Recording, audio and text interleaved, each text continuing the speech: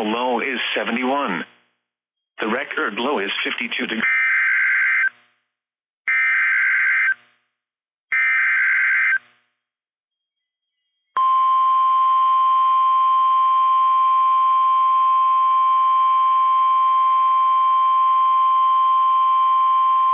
The National Weather Service in Austin, San Antonio has issued a severe thunderstorm warning for West Central Hays County, Blanco County, East Central Gillespie County, until 8:15 p.m. Central Daylight Time.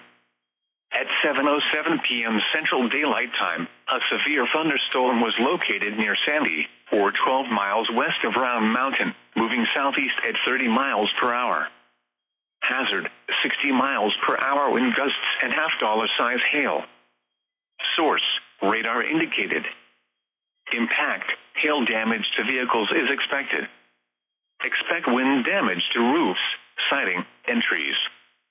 Locations impacted include Blanco, Johnson City, Stonewall, Pflugrath, Sandy, LBJ State Park, Rocky Creek, High, Twin Sisters, Henley, Peyton, Albert, and LBJ National Historical Park. For your protection, move to an interior room on the lowest floor of a building.